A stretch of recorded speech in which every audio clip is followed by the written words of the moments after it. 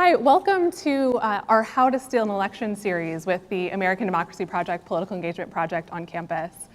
For those of you who don't know me, I'm Dr. Claire Abernathy. I'm one of the two faculty co-chairs of the American Democracy Project, Political Engagement Project on campus. We're excited to be hosting this conversation and several different events throughout the semester about election security and also the upcoming midterm elections. So stay tuned at the end for our schedule of upcoming events so you can mark your calendars for those. Today we're here for a conversation specifically to talk about election security in the US and abroad. I will be speaking to the sort of American politics perspective, and then we have some great scholars here to speak to what's happening in election security abroad. Dr. Lauren Balasco, an assistant professor of political science here at Stockton. And we're also joined today by Dr. Sarah Bush, who is an associate professor of political science at Yale University. Dr. Bush, her research examines how international actors try to aid democracy and support elections in developing countries. She's the author of The Taming of Democracy Assistance: Why Democracy Promotion Does Not Confront Dictators. We're delighted to welcome Dr. Bush to campus for this conversation. And I'm going to kick things off by starting off in the American context and thinking about the sort of status of election security in the US currently and some sort of current threats to elections in the US.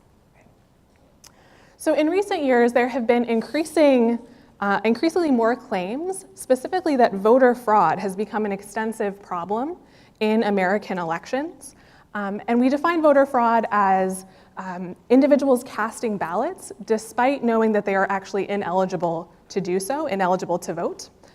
Back in the Bush administration, there was a concerted effort to focus Department of Justice resources on voter fraud. And of course, more recently, we've seen in the run-up to the 2016 election, President Trump, then candidate Trump, speaking about how the election would be rigged. And then following the election, claiming that there were millions of votes cast illegally and that he would have won the popular vote if you were able to deduct those millions of votes cast illegally.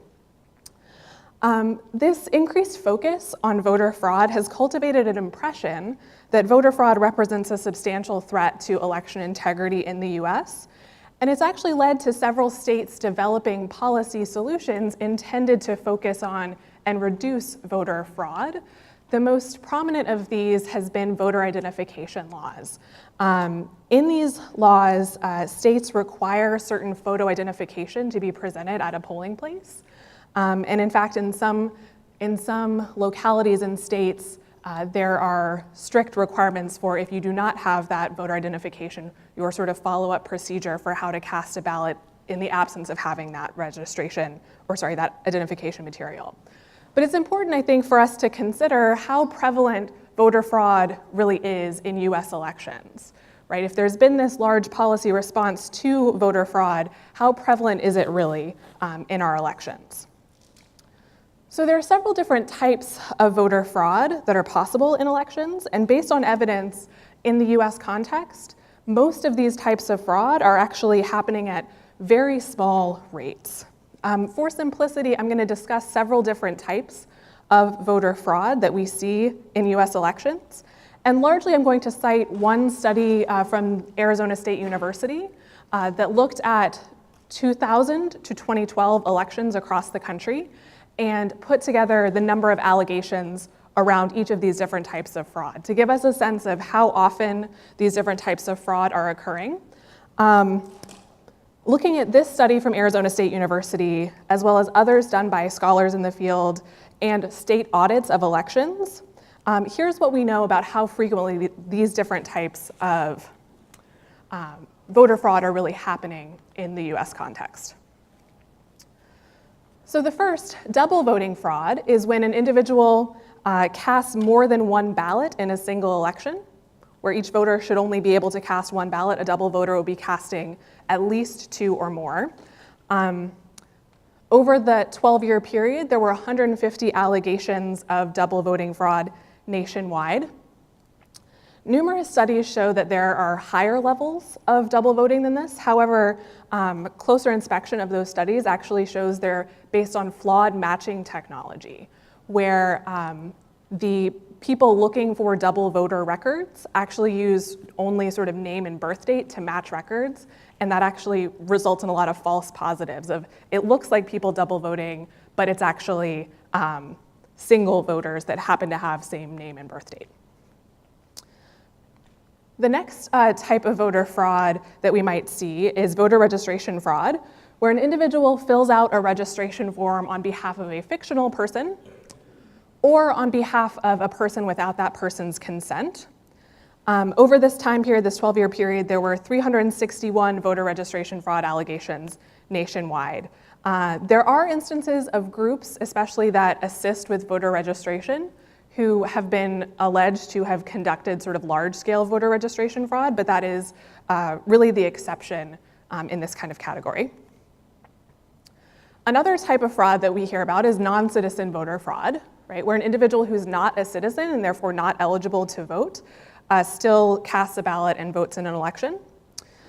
Over this 12-year period, there were 56 allegations of non-citizen voting in this case. And in reality, the penalty for non-citizen voting is pretty severe, right?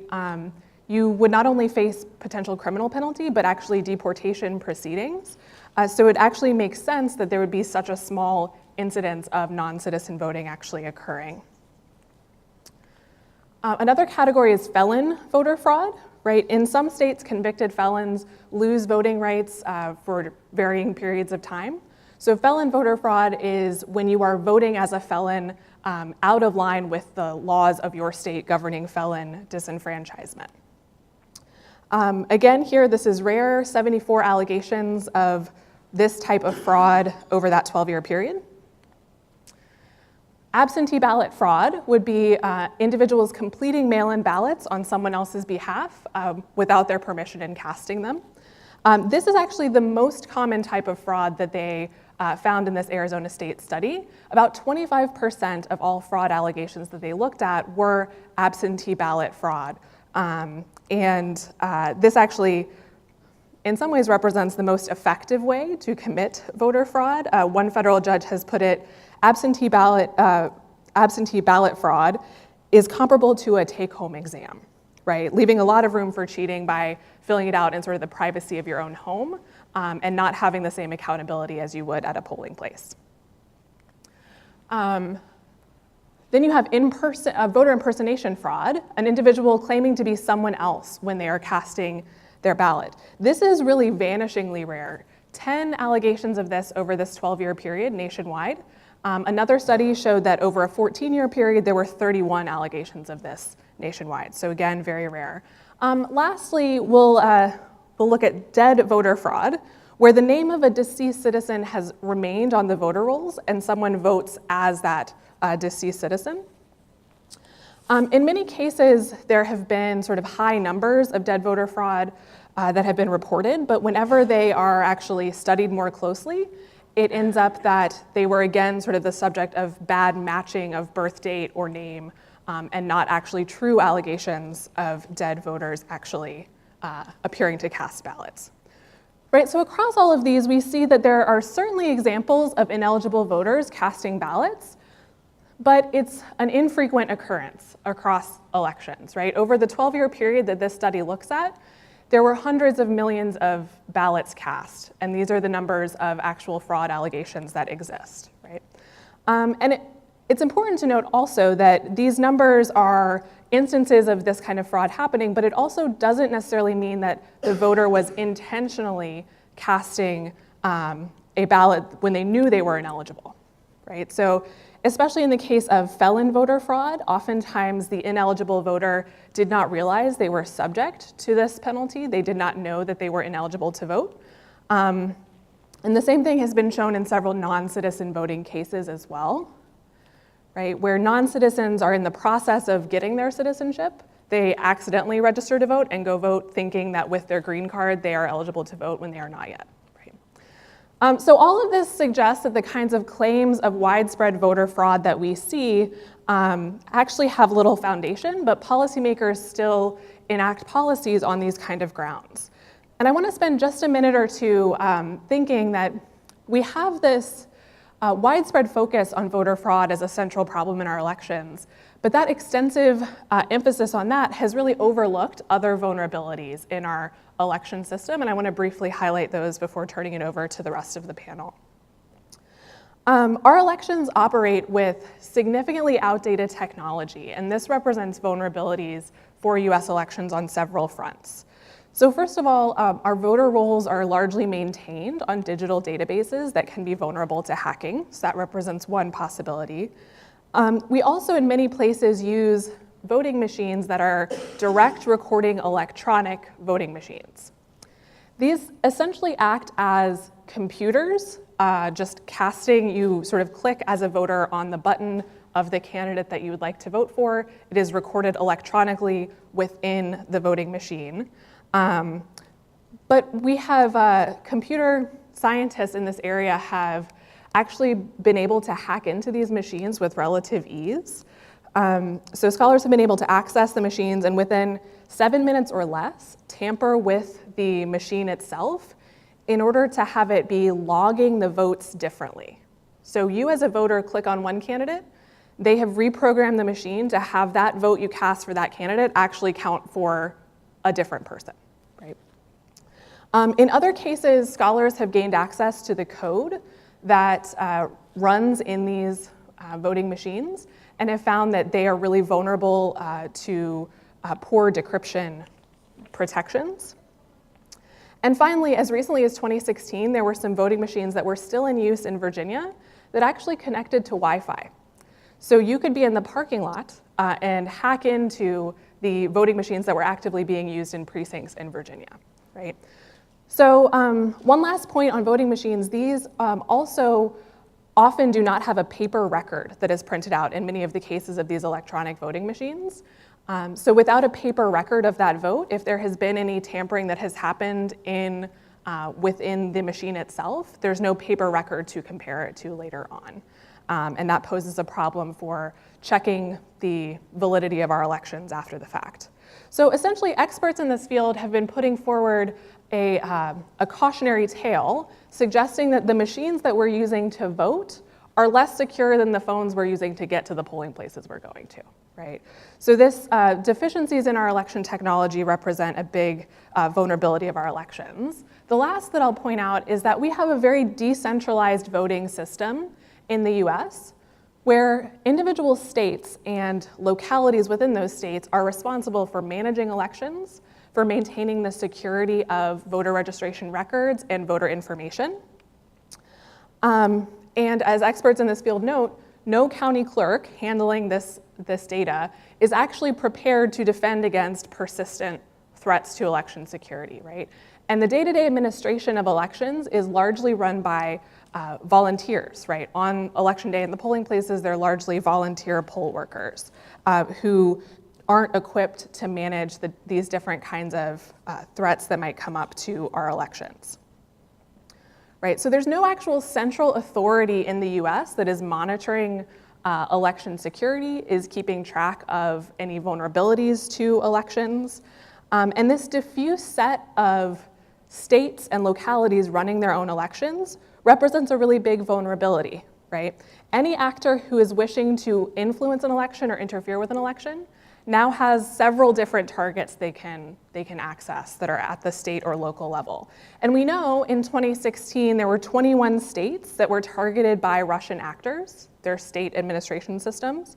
In most cases, the main action the Russian actors in that case took was in fact to scan their system for vulnerabilities, and they didn't actually get into the system in most places. However, in the state of Illinois, they actually did get access to sensitive voter information, including partial social security numbers, birth dates, and full names for voters, right?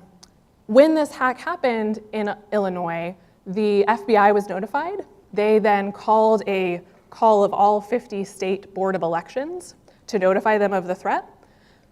But then it was up to the individual states to monitor and see if they were facing similar threats. So it's still a decentralized response that's happening and no real central authority securing our elections, right?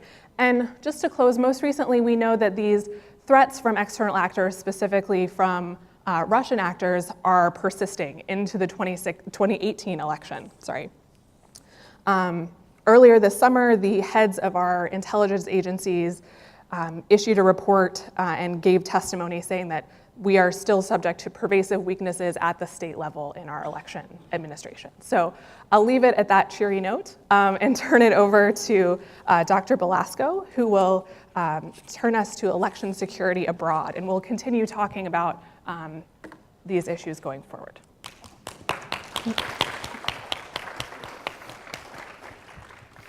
That's great, Claire. Oh, wait, let's see. There we go. Sorry, yeah, there we go. Good morning, everyone.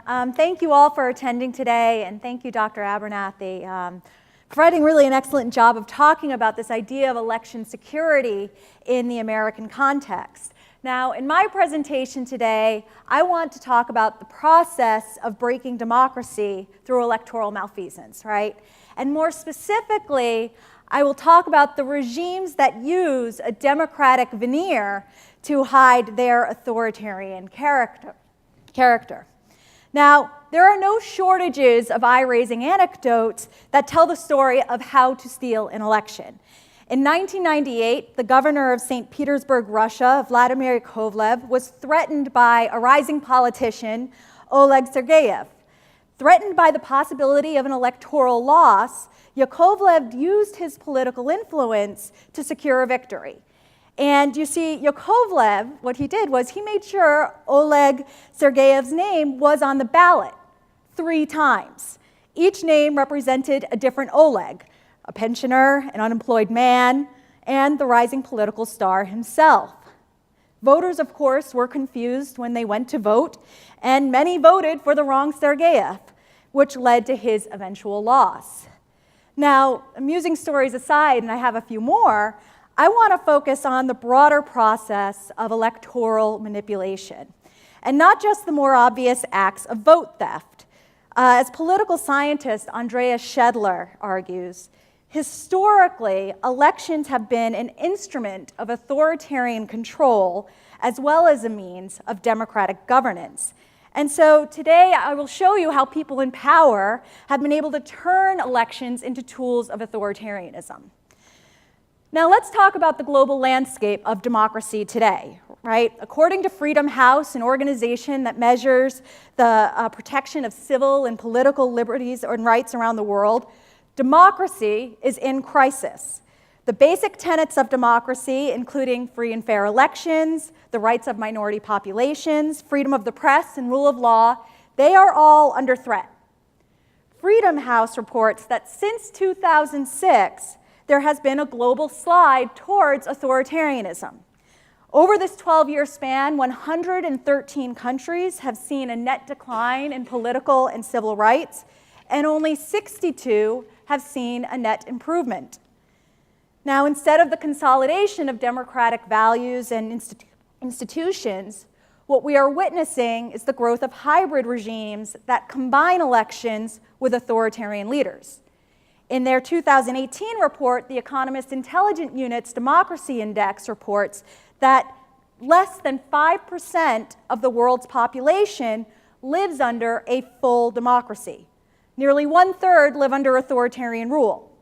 And in addition, The Economist concluded that 89 of the 167 countries assessed in 2017 have lower scores than the prior year.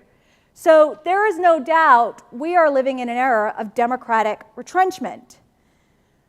Now, when we think of stealing elections, we may first imagine the disappearance of ballot boxes in the midnight hour or the hacking of a computer system to change that final vote count. But the reality is electoral manipulation starts much earlier, with the rules put into place, the creation of an unfair playing field, as well as the strategies and tactics that are used as election day nears. We also need to think about how the manipulation may continue well after votes are cast, how the regime uses every opportunity to retain their position in power. To quote Andreas Schedler again, for these aspiring despots, quote, their dream is to reap the fruits of electoral legitimacy without running the risks of democratic uncertainty. Now let's first talk about the rules of the game. Nick Cheeseman and Brian Kloss argue that, quote, the smartest way to rig an election is to do so before the ballots have even been printed. If you have to resort to rigging with armed henchmen and stuffed ballot boxes, you've already failed. So instead, we need to think of the political process as an iceberg. Just because electoral observers do not find any actual vote stealing on the scene during Election Day does not mean that we're actually capturing the quality of democracy in a given country, or the quality of their elections for that matter. So let's talk about the laws and regulations that affect society more broadly, and ultimately the election. Voter registration procedures and processes, for example, can be designed in a way that prevents people from voting. Voter registrations may deliberately or inadvertently fail to account for language differences within a country, as well as the difficulties raised by perhaps illiterate or disabled citizens. Voter lists may be deliberately destroyed in conflict-prone areas, which could disenfranchise certain populations. Freedom of the press is also an important consideration. For instance, during the Rafael Correa regime in Ecuador, newspapers were legally prevented from supporting or criticizing presidential candidates. In other cases, such as in Russia, Ukraine, and Hungary, media outlets may have strong ties to the regime, guaranteeing only favorable coverage to those in power, to the dismay of outside opposition. In other cases, journalists who attempt to hold a regime accountable may put their lives at risk in the process. More recently, Pyotr Veresilov, a member of the Russian punk protest band Pussy Riot, was likely poisoned. And Veresilov famously protested the Russian government for the country's human rights violations during the country's World Cup game last summer, the match between Russia and Croatia, by running across the field with some other members. Now, it's just been revealed by The New Yorker that he had also been working on an investigation into the possible targeted deaths of 3 Russian journalists who were reporting on a mercenary force linked to President Vladimir Putin in the Central African Republic. Now, pervasive corruption is also a main concern within the state, because the state can create pay-to-play systems. In these cases, if a wealthy individual wants to serve in the legislature, they must pay. Once in power, they possess the ability to make financial demands on those who have political interest. And some business interests may also realize that to be able to contract with the state, they must support financially the campaigns of elected despots. Now, once those broad rules are in place that affect the larger society, let's talk about how that playing field is unleveled, so to speak. Right? How do these electoral leaders take stock of their chances to determine if they need to change the situation to make sure they can win? So one way might be to allow every citizen every common citizen in society to run for office as a way of dividing the opposition. The regime can take credit for allowing a free competition that allows everyone to run, but the reality is it makes it much more difficult for the opposition to build a coalition to defeat those in power. Alternatively, authoritarian regimes might be happy with the existing opposition candidates, and they don't want anyone else to win. So instead, they create high barriers of entry for new candidates.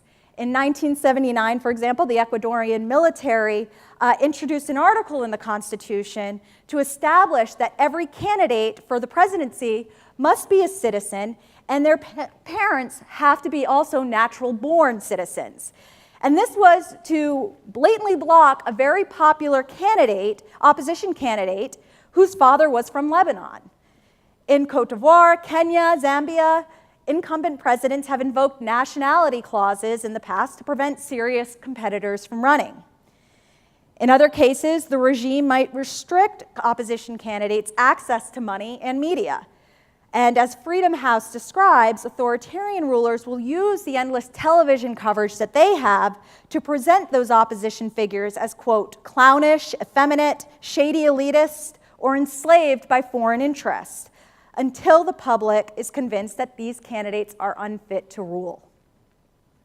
Now, the electoral playing field can also be slanted by a combination of electoral rules and redistricting to enhance congressional support for the authoritarian leader.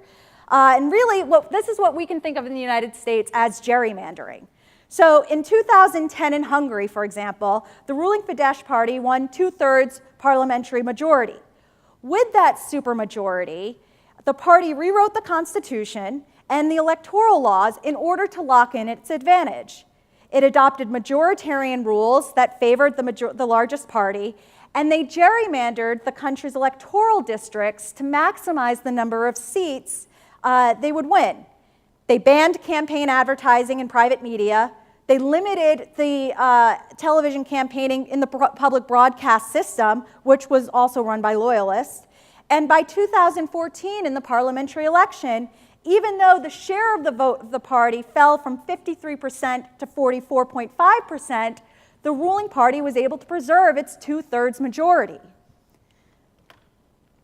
Now, even after that playing field is altered and you might have these rules that suppress civil rights or civil liberties, there are still strategies and tactics that the ruling regime may resort to on election day to ensure an electoral victory. For example, in Ukraine's 2004 presidential elections, voters turned out in opposition strongholds to oust the incumbent president, Viktor Yanukovych. And the pens that the voters used, they didn't realize this, actually had disappearing ink.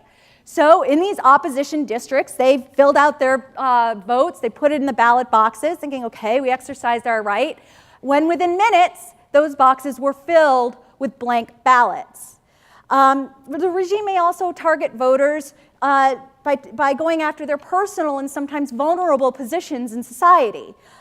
Just this past May 20th in 2018, Venezuelans voted in their presidential elections, which, for the record, were already highly questionable, and the major opposition parties were boycotting, as well as several Latin American countries announcing that they would not recognize the results. But to increase turnout and to show some form of electoral legitimacy, nearby the voting stations, the government set up red tents. And after Venezuelans voted, they were to show their carnet de la patria, right? A special identity card that Venezuelans must use in order to receive food subsidies from the government, which, as you know, given the economic crisis during this time, is really, literally, they're sometimes a lifeline for survival. This was so, right, by showing this card, this would show party organizers could document who voted and who did not. Publicly, the Venezuelan government promised that prizes would be awarded to all who voted. Privately, Venezuelans feared that if they did not vote, they would be expelled from this food program. Similarly, there are cases where candidates literally buy the votes to secure the victory. Now, in Asia, vote buying is illegal throughout the region, and yet in Indonesia, the Philippines, Thailand, Malaysia, a pre-election handout of cash and gift still occurs. And in fact, a Filipino archbishop once urged voters to, quote, take the bait, but not the hook. Pocket the cash if you must, but vote with your heart. However, the doling out of the cash and the gifts, those who are actually doling these favors out, they've caught on, right? They want to make sure that when people go and actually vote behind the voting booth, that they don't vote with their conscience, they vote for who they were paid off to support. So what do? Well, in some cases, like Venezuela, people assumed that their vote was subject to government surveillance, and the Maduro regime did very little to assure voters otherwise. Furthermore, as Cheeseman and Klaas described, the scholars I mentioned earlier, quote, savvy autocrats have found loopholes. In some cases, voters are instructed to pretend that they are illiterate or blind so that they can vote by voice, allowing local henchmen who paid them to hear them cast their ballots the right way and ensure that voters have kept their end of the bargain. So throughout Latin America and Africa, and particularly sub-Saharan Africa, party loyalty can also be a patronage strategy for securing votes. For example, to secure a job, if you want to be a police officer, a nurse, a teacher, right? Some regimes require that you actually show your party membership in order to be eligible for the job. And this system creates a high-stakes environment around Election Day because people are genuinely concerned that if their party doesn't win, so too they will lose their opportunity for employment and job security. Now, in other cases, there are these independent consultants who influence election season by stealing campaign strategies, installing spyware in opposition offices, and manipulating social media to create derision and false waves of enthusiasm. Andre Sepulveda, I encourage you to check it out. He gave a very eye-raising interview with Bloomberg Business Week a couple of years ago, and he confessed to using all of the strategies I just mentioned in elections occurring in Nicaragua, Panama, Honduras, El Salvador, Colombia, Mexico, Costa Rica, Guatemala, and Venezuela. And right now, he's in a prison in Bogota, right? And the whole idea is he gave this interview to perhaps reduce his sentencing or to gain some empathy from the public. Ultimately, we also have to remember that the regime uses a carrot and a stick approach. And when that carrot fails, whether it's vote buying or another mechanism, incumbents will resort to voter intimidation and fear to secure their victory. And this is often referred to as electoral violence, or that coercive force directed towards electoral actors and objects within the context of electoral competition. These actions include hiring thugs to threaten electoral candidates and to repress opposition at rallies. In Mexico, local candidates who run anti-narco trafficking and anti-corruption platforms are at high risk of assassination by the local cartels. In the months leading to Mexico's elections in July, 132 candidates and party workers were killed. In 2007, the contested presidential election in Kenya led to the displacement of hundreds of thousands of citizens and over 1,100 killed. In the 2011 Nigerian elections, 800 people died and 65,000 displaced. Afghanistan, Egypt, and the Philippines have also faced that problem of electoral violence. And in some cases, people are actually hired to incite the rioting and violence, to put fear in citizens that in future elections they should be voting one particular way, that they should be careful about who they vote for. But in other cases, the violence breaks out because, again, as I mentioned, those stakes are so high, right? As I mentioned earlier, when citizens believe that their livelihood opportunities, such as access to jobs and benefits, are really at stake only if their candidate or party wins, right? A questionable electoral process can turn deadly. Now, ultimately, the presence of free and fair elections it's not in isolation to the other important dimensions of democracy, right? Including the rule of law, political accountability, bureaucratic integrity, public deliberation, right? The ability for the public to be able to discuss these issues in a safe and open forum, right, are essential part of the electoral process. So I'm going to stop now. In the second half, I hope that we can kind of lay out some of the ways we can move forward, given some of the observations Dr. Abernathy and I have already made. But now I'd like to turn it over to Dr. Sarah Bush. Thank you. Do you have a PowerPoint? Thank you. Okay. Great. So thank you so much, Dr. Abernathy, for the invitation to come to Stockton. It's great to see so many of you here today, and delighted to be part of this panel. So I'll be talking, as I said, about the international dimension of elections and the roles that international actors play, both in trying to enhance the credibility of elections and sometimes in detracting from it. So we've heard a lot in the US in the last few years about the role of foreign actors in elections. And I'd like to begin by just giving you some context in general about the role that international actors play in elections around the world. So we can think about the ways that foreign actors influence elections as falling into sort of two general categories, although it gets blurry sometimes. And we can maybe talk, especially in the Q&A, if you're interested, about some of the types of interventions that do blur the line especially. But just to sort of talk about it in general terms right now, on the one hand, we might might think about ways that international actors try to level the playing field for elections around the world. So we just heard in Dr. Balasco's presentation about all of the different tactics that authoritarian rulers use to try to steal elections. And international actors, and I include the US here, but a lot of other countries and international organizations too, are interested in trying to level that playing field in countries around the world, in sub-Saharan Africa, in Latin America, in the Middle East, Eurasia, and so on, to try to give the opposition parties and candidates a fairer shot than they might otherwise have.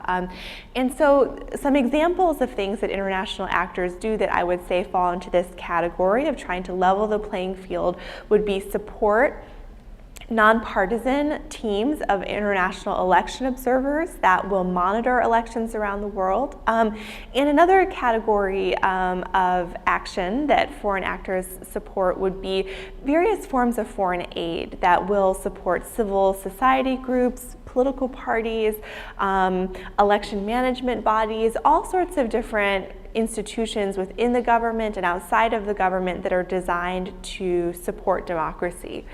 On the flip side, though, and this is what we've been hearing about a lot in American politics since 2016, are actions that foreign countries and international organizations in some cases take that try to tilt the playing field in favor of a particular candidate or party. This is what we sometimes call election meddling.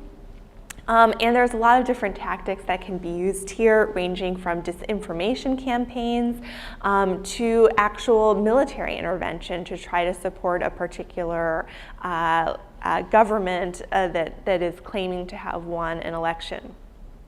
And although we've heard a lot recently, and it's grabbed a lot of headlines, this topic of international influences on elections, this is actually, some forms of election interventions at least are pretty common and even growing. And so certain types of foreign influences on elections around the world are kind of just the everyday occurrence, if you will. Especially these types of actions that are trying to level the playing field. We see them in elections all around the world. So just to show you some data on these points, so this is a graph that presents data collected by Professor Susan Hyde, who's an expert on international election monitoring, and she, along with some colleagues, have coded every election in the world since the 1960s to gather all sorts of different information, including were international election observers present. And as you can see here, although in the 1960s and 70s and even part of the 80s, it's pretty rare that elections would be observed. Starting around the 1980s, and especially with the end of the Cold War, it's become a norm that elections will involve the invitation of international observers, and so these observers will be present. And then these dark countries here are the elections that are not just observed by international monitors, but actually are criticized for falling short of international standards by monitors. So this is very striking. So governments all around the world are increasingly inviting international actors to monitor their elections, even though sometimes they get criticized by the monitors that are present there. And so now we're at about 4/5, about 80% of elections around the world, according to our most recent data, being monitored by various international observers. Show you some other data. This is from my own research in the past on foreign aid that's supporting democracy. So that's another type of activity foreign actors do to try to support democracy around the world. You can see here, this is billions of dollars over time since the mid-1980s, and you can see again a really striking increase in general. And the solid line represents the aid that the US government has given, and also this has increased over time to be a several $billion a year industry. And so you can go to about 100 different countries around the world, and you can see some of these foreign aid programs taking place, and you would also see, when those countries hold elections, you would very likely see international observers present there. So in terms of the monitors, and these are also some of the organizations that are active in providing foreign aid, there's a lot of different organizations that are involved. So here, just the logos of a few prominent organizations. We have American non-governmental organizations like the National Democratic Institute and the International Republican Institute. These are two organizations that are based in Washington, D.C. We have the Carter Center, which is a non-governmental organization based in Atlanta that you might have sometimes heard about because it was founded by former President Jimmy Carter. They do a bunch of different things, but one of the things they do is they monitor elections. And then we have international organizations like the European Union or the African Union, and these are also organizations that will monitor by invitation the elections of countries in their regions. When these election observers show up, what they do is they monitor the election, that's in their names, and some of the election observers will be in the country over a long period of time to monitor not just election day, but also the pre-election environment to try to get a handle of some of these different ways that Dr. Balasco was talking about that the system can be rigged in favor of a particular party. And then after the election is over, observers will issue a report to talk about whether the election has met the standards that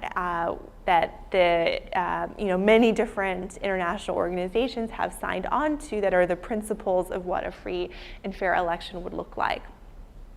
The organizations that are the higher quality ones, which would include many of the organizations listed on the slide here, they will send longer missions, so they may be in the country for months to monitor the election environment. They will send larger missions, so they have more people that can canvass and visit polling stations all around the country, and they'll use kind of better technologies.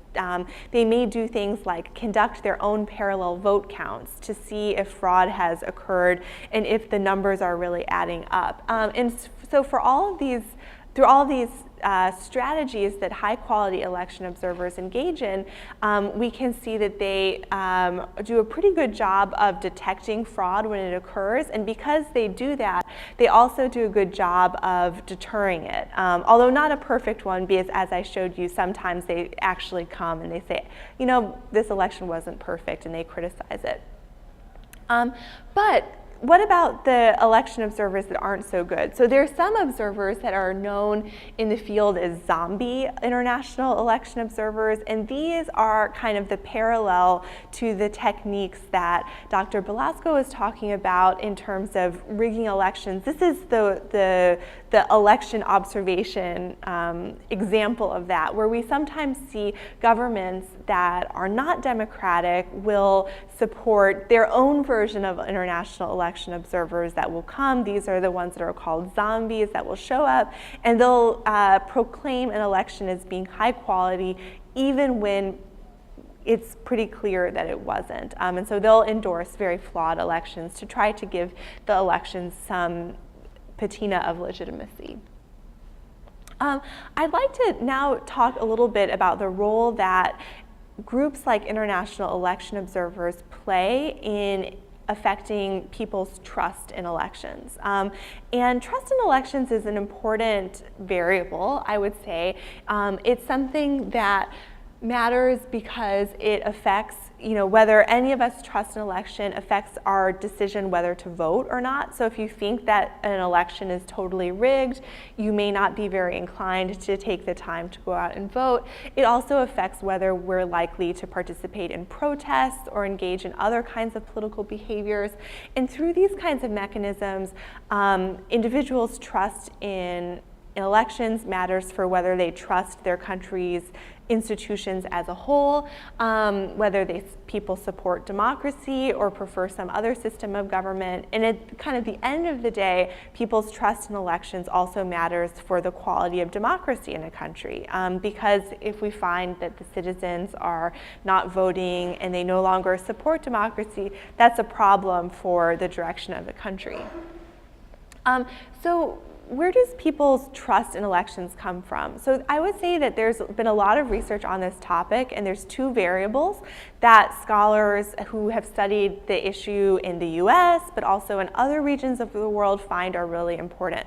One is what your party identification is. So there's this pretty robust winner-loser gap around elections, whereby if you support the party that won or the candidate that won, you tend to view an election as being more credible than if you supported the candidate that lost or the party that lost. And this winner-loser gap, it's true if you look at all of the recent elections that we've held in the US.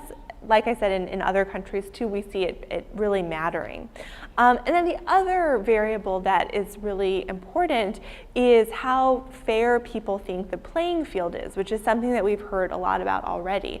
And this would be the variable that international actors can really influence. So, you know, if they're covertly, or in rare cases overtly, trying to meddle in the election, perhaps they will affect who wins or loses. But usually what they're really doing is affecting people's views about the playing field. And in this way, they can then affect people's trust in the democratic system and so on. So on the one hand, so this is what I've said. So groups like election observers, they can influence people's views about the playing field. They can actually influence the playing field itself by detecting and deterring fraud.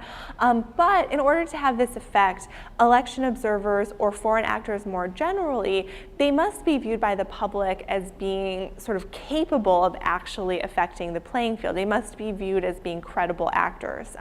So it really matters which groups of monitors are present and what people think about those groups. So in some of the research that I've done, I found that people in Tunisia, for example, tend to view regional election observers, so observers that come from other countries nearby, as being more credible and more capable than they view other observers as being. And so it matters who is there.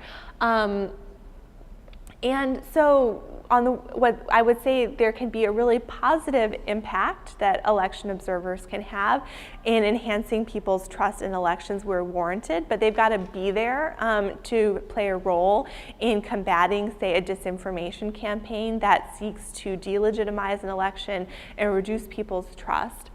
And I would say sort of the policy recommendation I would have for elections around the world, and we can maybe talk about this more if you're interested in our Q&A, is that high quality information sources like election observers should be cultivated, and the reports that they're making should be amplified so that people can have sources that they can look to help inform their views about the electoral playing field.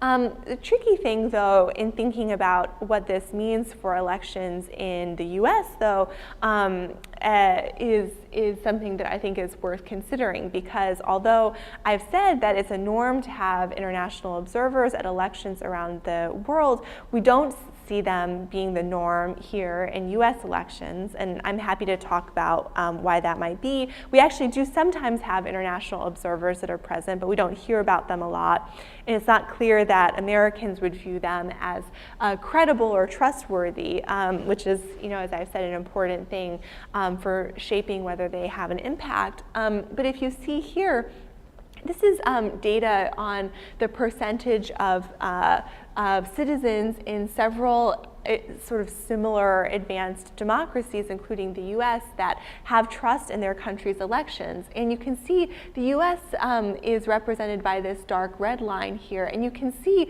that for some time, going back to 2006, Americans have had relatively lower trust in their elections than have people in Britain, in Canada, Australia, New Zealand, and Ireland. And it's not obvious that that's because we should have less trust in our elections, getting back to the presentation by Dr. Abernathy. And yet this is the pattern that we see. And we also see a noteworthy decline in trust over time, including reflected in the 2016 election, although it's something that predates that. And so I think that something that I think is worthy of more discussion here today, but also among those of us, more generally who are voting and thinking about American politics is, what can we do about that? Because I've tried to make the case that people's trust in elections really matters. It matters for democracy, it matters for our political system, but yet a lot of us distrust our elections. And so what do we do with that, and what might we look to from the case around the world of election observers to think about how people's trust, when warranted, can be enhanced? So I'll sort of leave it there and then look forward to continuing the conversation now as a group.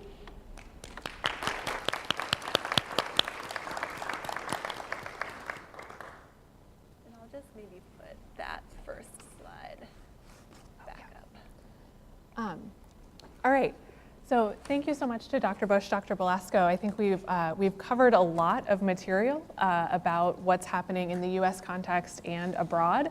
And we all, I think, have some questions for each other. But first, we'd really like to open it up to you all for any questions, clarifications you have on any of the content that we've covered. So we'll have Nadira will be available to come answer your questions. So raise your hand if you have questions and we'll get over to you. If not, we can jump in and we'll pause our conversation amongst ourselves when you all have questions, if that sounds good.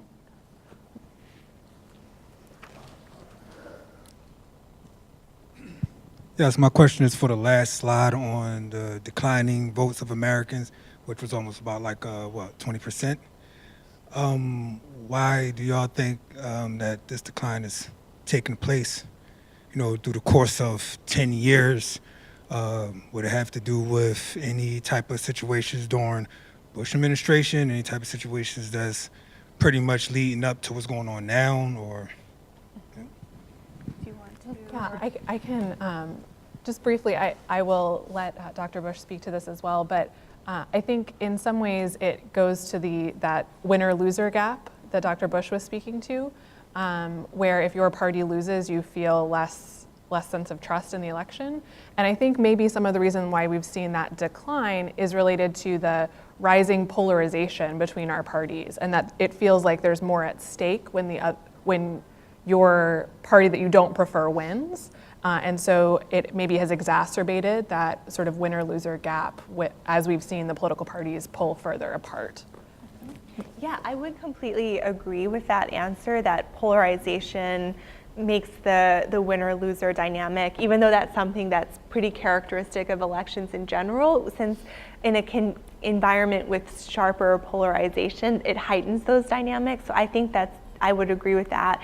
And then I would also mention, and I think this is something that came through a bit in the earlier presentation, that we hear a lot from our political leaders, or from some of them at least, that we should be concerned about the credibility of US elections. And so I think that we don't all have the time in the day, and not all of us are political science students, right, to kind of come and really learn in detail about what do the data tell us about election fraud in US elections and so on. So we've got to kind of look to our leaders to help us form our opinions about what's going on, and we have seen several instances of political leaders shedding or casting doubt on elections. And so I think that's also an important dynamic that's going on and shaping how Americans think about the elections. So how would you stop for midterms that polarization of feeling like you're losing everything for voting? I feel like on both sides it's been a huge problem, and it's important, especially for midterms, and how do you get them engaged to stop that, like polarization feeling? Hard. Yeah. It's difficult because it's been a actually decades-long process, really, of the parties pulling further apart. And I think in some ways because President Trump is a polarizing figure himself, and is often what people have in mind when they're thinking about the Republican Party and the way that they're voting. So I think it's a difficult election to try to lower the stakes in, right? But I think essentially there need to be greater efforts to try to understand your opponents and not sort of villainize each other and get to a point where you realize that I don't agree with you, but we can have a conversation about it and try to find some compromise and middle ground. In fact, our institutions in America are really set up to force us into common ground and compromise. And some of the reason we don't see a lot of policy making really happening in the last several years in Washington is because there has been an unwillingness to find that compromise and common ground. And I think if our political leaders aren't exerting it, then I think we work to model that and try to build relationships and common ground across parties and realize that we have more in common than we disagree on. And that's true about the issues that affect us, right? It's difficult when you have polarizing leaders use discourse that make it seem it's only one particular population that is experiencing, whether it's a sense of insecurity or whether it's economic, social, right, psychological, when in fact there might be quite a few Americans who can also identify with those needs, right? So I think part of it is putting pressure on our political leaders to force them to think about what unites us more than what divides us, right? But I also, if we want to take it down to the Stockton level, we know that the college Republicans and Democrats are working to at least start conversations, right? That if we can look each other in the eye and have a thoughtful discussion about the way to solve a policy issue or a problem in the community, we know we're not going after each other's humanity in the process, right? That we all come here with the same intent to improve upon something. And we don't see it at the national level. I think at the local level, there's presence of that, which is why it's so important to get involved. So you do see those opportunities where people from various political positions come together and they want to work, right? That they are friends. Unfortunately, the media tends to sensationalize, right? That the most radical of disagreements. But we can look to ourselves to see the work that's being done.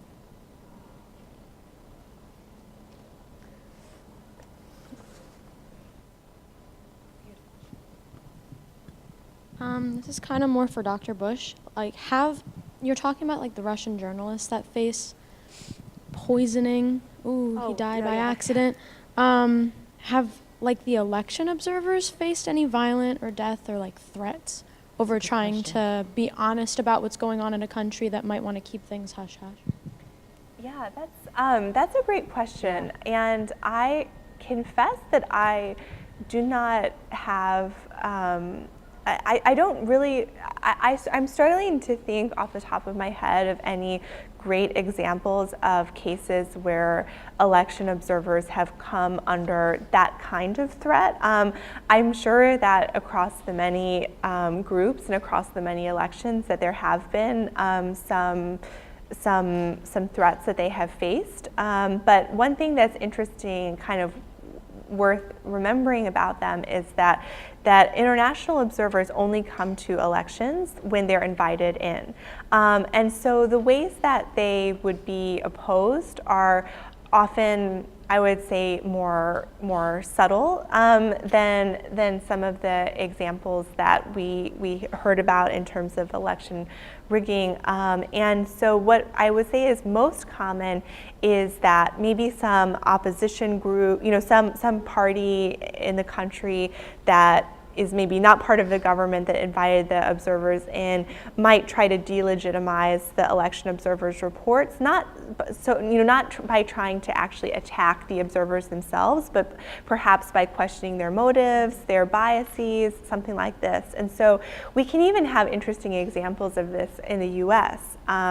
So like I said, we don't have a lot of election observers, international election observers at our elections, but actually we have them from time to time. The US is a member of certain international organizations, like the Organization of American States. So that is made up of all of the, or many countries in North and South America. We're also a member of the Organization for Security and Cooperation in Europe, which the OSCE, which is kind of more Western kind of organization. And countries that are members of these organizations are supposed to allow election observers into their elections as a condition of membership. In the US, a lot of states actually don't allow nonpartisan election observers to come, not just foreign ones, but sort of domestic ones either. They may only allow party representatives to be election observers. So some states have had these international observers come in, and actually some local politicians, I know this happened in the past elections, I think in the 2012 elections in my home state of Missouri, where I'm from, some of the local politicians were like, these international observers, get them out of our polling stations, what are they doing here? And so that, I would say those are the kinds of, so even in a democracy, but those are the kinds of things that I'm more familiar of hearing, where people say, these are biased observers, don't listen to them, their criticisms aren't reasonable, they don't know what they're talking about, they're foreign. Something like that is the way that people kind of attack election observers most commonly, to the best of my knowledge.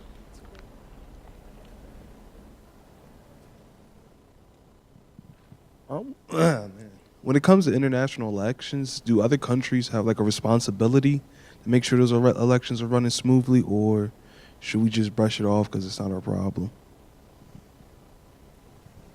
So I think there's two dimensions to your question, right? It's the government's responsibility to their own people, right? What responsibility do they have to make, if they are offering an election, that it is free and fair and that people can safely voice their political opinions? But then I think there's a foreign policy element to your question.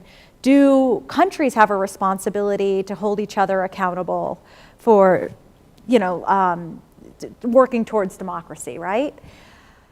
And that's a good one, because I think there's been a shift. I think there's been a shift when we look at the international landscape in terms of democracy promotion. And Dr. Bush, you can certainly speak more to this.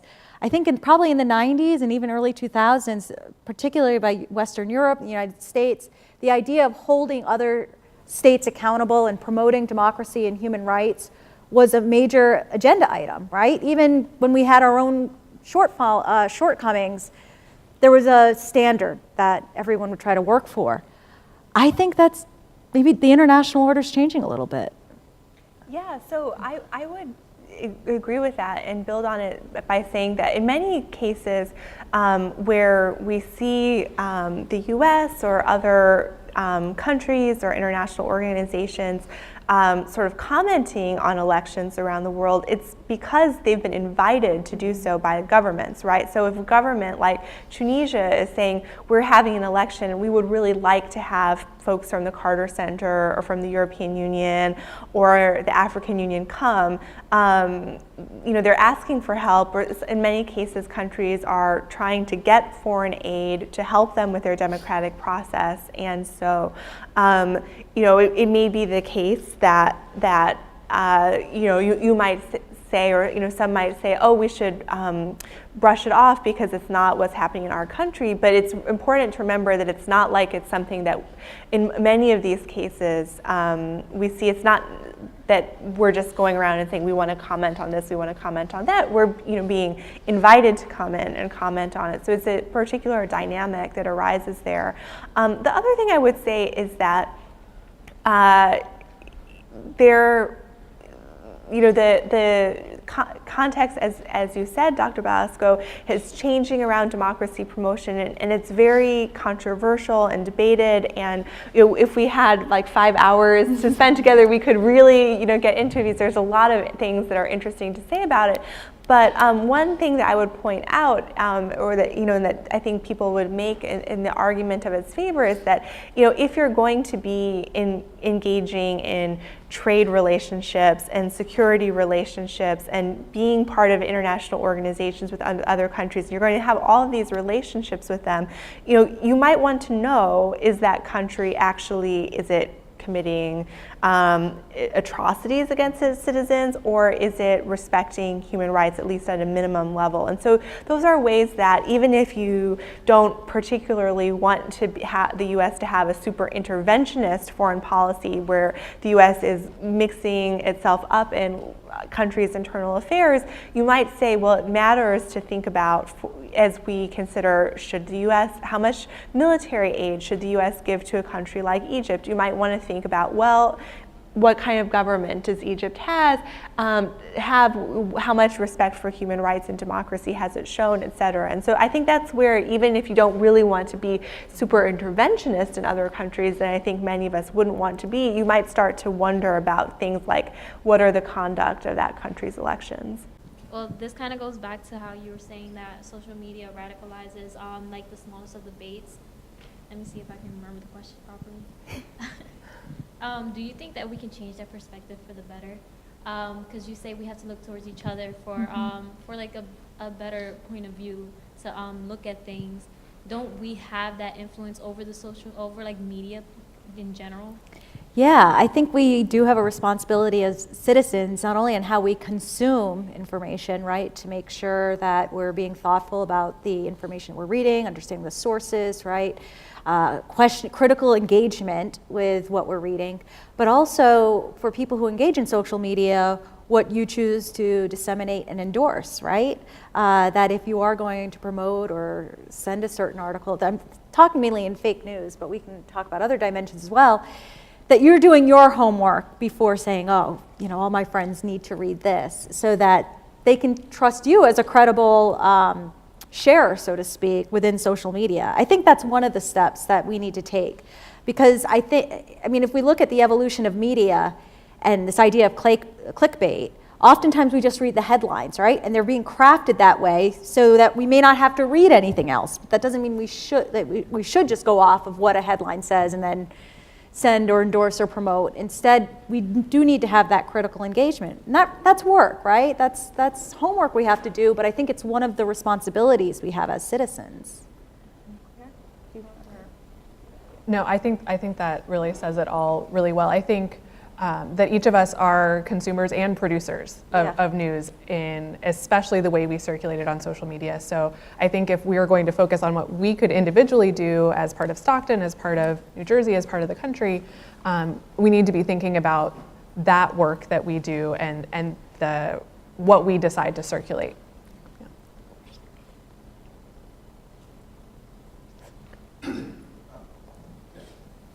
Oh, we're recording. Yeah, if you could. I guess I just wanted to tie it back into class because Dr. Balasco was always screaming at us, tie it in. Tie it into the readings. It's good. I guess this will go to the education of how more the citizens educated and how it changes their view on the government, their view on the election. And I just wanted to take this meeting as a prime example. So the more we're educated on how arcane our technology is on registering the votes and how county clerks can't defend themselves against, persistent attacks. So it makes the millennials that's born in this tech-savvy, generation think, well, what's the point? Because we're dealing with a higher rate of identity theft as it is in this age because everything's computerized and all of that. So it's like now not only can we not protect our votes, we also can't protect our identity either. So you got somebody that can easily hack into a system. Now they got everything. They can transfer your votes to whoever they want. They can take your social security number. They can run your credit through the roof. So it's like, it kind of corresponds to the public participation of why the percents are dropping. I wanted to know, what would be any type of suggestion on the government level that could be, any actions could be taking place, and why the system, the technology is still the same, even though they've proven it over and over again that it can be hacked through and penetrated. Yeah, so I can say briefly that back in 2002, there was an investment by the federal government. Like I said, a lot of the election security and technology is happening at that state or county level, but they often lack the money to invest in improving the technology and developing the security that they need. And so it really does need to be an effort led by the national government. And back in 2002, there was an act passed called Help America Vote Act that actually did invest in the states and allowed them money to upgrade their voting systems. But guess what? That was 2002, right? We're now almost 2 decades past that. Back in March of this year, there was an act passed to allow some state grants, some extra funding to update election security again. But essentially when it's happening in these kind of fits and starts from the national level, it's not a real sustained investment in developing safeguards or in just like getting better voting machines, like the basic infrastructure, without a sustained investment year to year, it's really difficult for states and localities to keep that up. And so I think it's a great sign that in March there was an investment made, but I think it needs to be something that is annually made and not just once every 15 or 20 years when we get around to it. Enrico, I think you make a really interesting point that I didn't even really think of until you mentioned it, this idea of identity fraud, right? Especially with credit reports and all that.